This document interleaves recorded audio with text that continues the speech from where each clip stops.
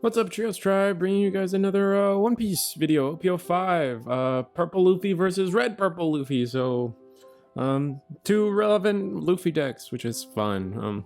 This is, I think this tournament was before this weekend's shenanigans, where I got to commentate with Strongest Wizard and Eggman doing his production thing, in the Core TCG regional. So, you know, just off of that, took a little mental break and stuff. Like, I don't know, my posting schedule has been off, but both of these decks have proven to be, you know, top decks of the meta after that tournament. I think it's something to keep an eye on.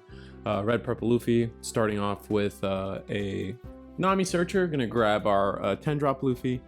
It's interesting to me that these 10 drops are so valued. I don't know how else to explain it. Like, I just read 10 drop Luffy and it just doesn't feel good enough, but people still do it.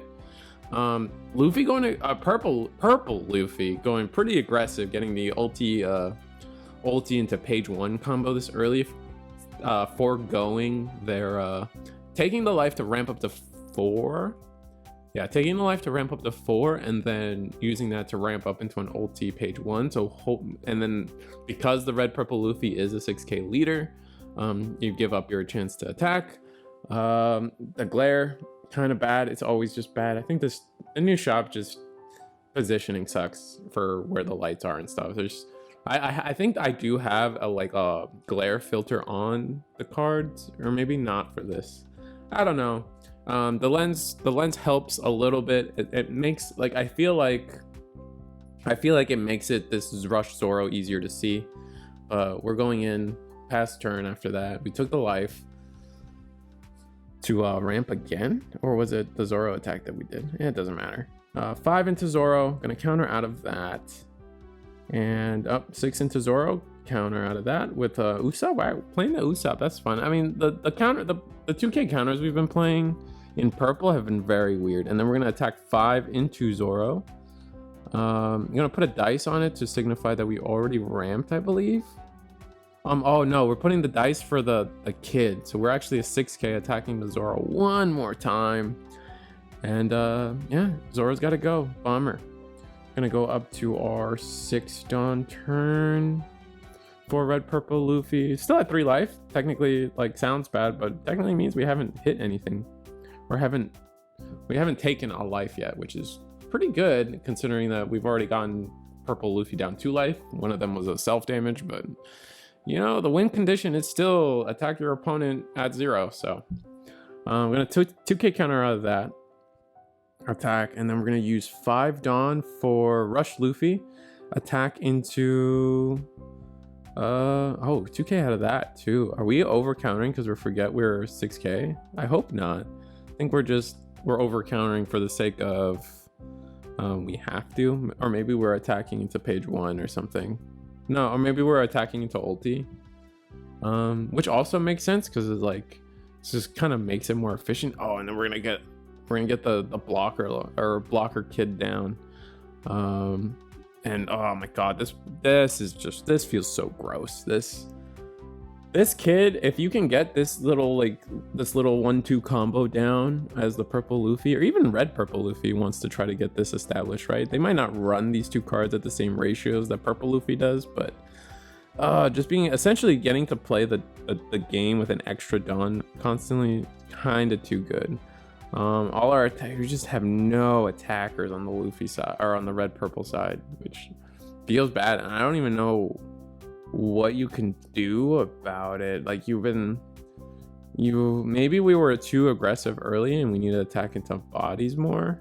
I'm gonna play all our 5 bodies. Luckily, order doesn't matter with bodies on board. Maybe one day it will, but I doubt it. Bandai doesn't seem, unless Dragon Ball does it. In Digimon we don't care, and in One Piece we don't care. So I can't imagine we'll ever get into a scenario where we care about board placement.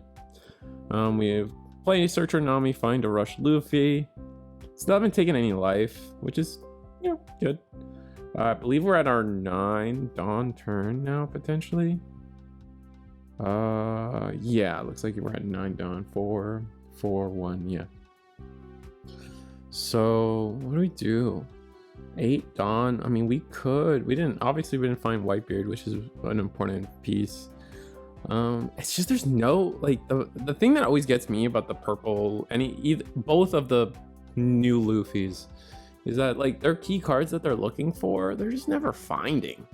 That's what it feels like anyway. Rush Luffy going in, and yeah, this glare is bad, but I think you can kind of tell that the lens filter is doing its job of, like, toning it down just a little bit. Oh, and we're just losing the board. I think purple Luffy only has 1 card in hand. And here we go. We're gonna go to our 10 Dawn turn. So this is the first turn that we could potentially, like, I don't know, 10 drop our opponent, which might not be the play, but we'll see. The 10 drop definitely feels better in red purple Luffy. I actually don't even think purple Luffy wants to be running the 10 drop. We're gonna take our first bit of life damage after this 4 vanilla Apu goes in. Ulti going in for 6 as well. We will counter out of that. Gonna play 9 drop Kaido. Whoa.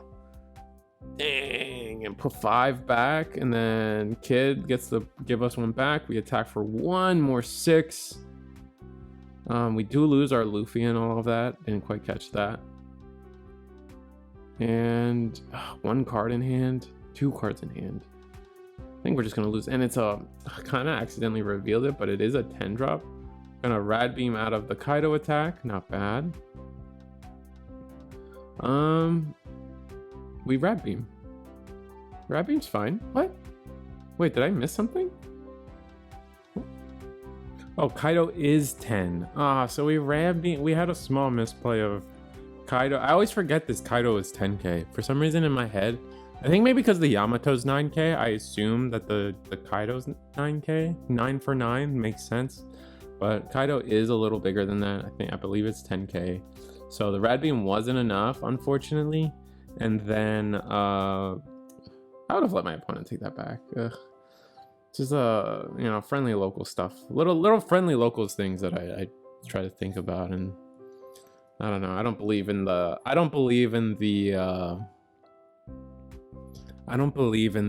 what's it called? We're playing for money. You learn by these mistakes. Like, I don't know. That's just, to me, that feels like, nah, it's just not real, you know? Attacking with the Luffy first feels wrong. This is actually a slight misplay from them. They very well could have played their 10 drop, then ramped with Luffy, then ramped with the 10 drop Luffy, and then attacked for 7. So just slight optimization they could have done there. Got a clear board. There's no way we have a blocker for 4 too, unless we just like throw down 3 choppers. That'd be crazy.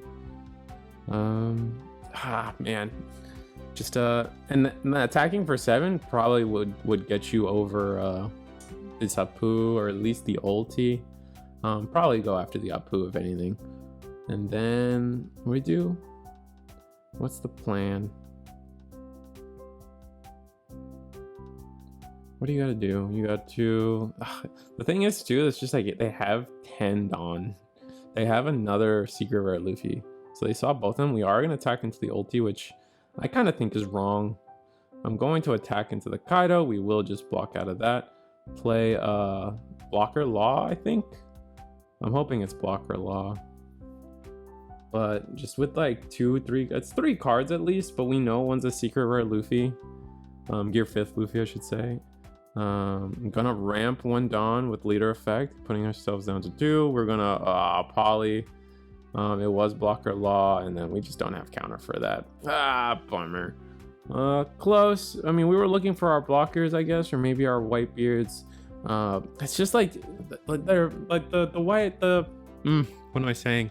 The red, both purple Luffys are always trying to look for this like board state where they get the good kids on board. They saw law early, and there's just no way to consistently do that, and it just always feels bad to me. Like, I don't know, something about it. Like, I accept that they're good decks. I accept that they're doing well in tournament. We have proof of that. But for me, it just doesn't stick. I just don't quite see it. But, like, share, subscribe. See you guys next time.